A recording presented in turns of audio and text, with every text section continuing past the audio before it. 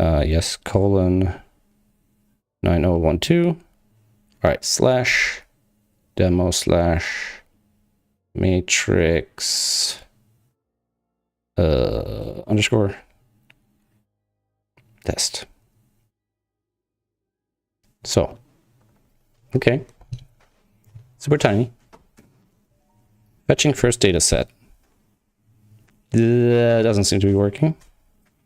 Connection is not secure. It's okay. Do I have a problem with that? Maybe? It doesn't get to the processing part.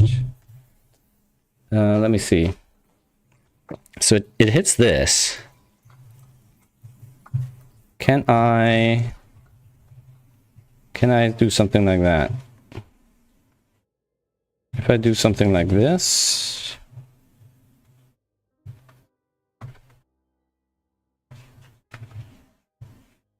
and like that, I just want to see if we're getting further than that line. If I refresh this now, do we get to this line? No. So we're stalling on this. And I'm wondering if that's because of some...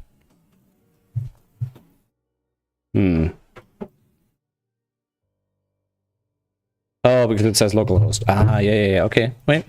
We're still in the game. We can potentially fix that. If I just say this, if I make it local relative, right? It could do the trick. Ooh. Okay, it's working. It's working, and it's much slower.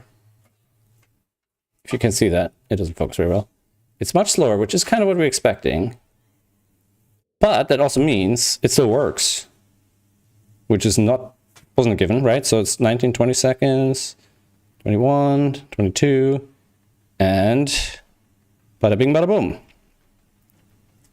23, 24 seconds on my phone. No problemo. Okay, cool. I like this. This is a very good next step. There's a lot of things going, but eventually I'm supposed to be running this as a sort of public infrastructure project available to other educators and teachers. So I think I'm not exaggerating, trying to make it work somewhat optimally without taking the server down. I mean, ideally it might still run on another machine, but it would be also nice if I could run an early machine like the early system like this. And like this, it's also not super easy to completely exploit it. I mean, it still produces some processing on the server, but so does any request that's including compression and so on. So somebody could always DDoS the server one way or another, right? Just makes it a bit harder to do it accidentally. And it's reasonable to do this on the client like this. It's not going to be any faster than me doing it on the server anyways, right? All right, I think that's it for today. I don't think I'm gonna, since Toby and Grit are already back, I don't think I have any puzzles I want to solve quickly. There's nothing to test. Yeah, that's the next step in the saga of the puzzle checking system. For last stream, I don't know if, yeah, last stream I was working on, hey Toby, I was working on the animation system. And I made a little bit of progress. So the animation, I think this is what I had last stream, where I was kind of experimenting with moving digits around. And hello, drivers loaded. Okay, but it doesn't seem to be running at all. Loop. That should just work.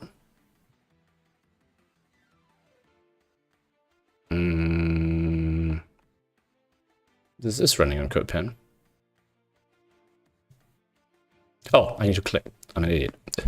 Anyway, so I did a couple of things like this, or I think this, which is a test of like animating lines and highlighting cells and things like that. So I'll have two grids and like, just boop. In fact, I had, so this was the interactive mouse bit, but I also had this thing, I think.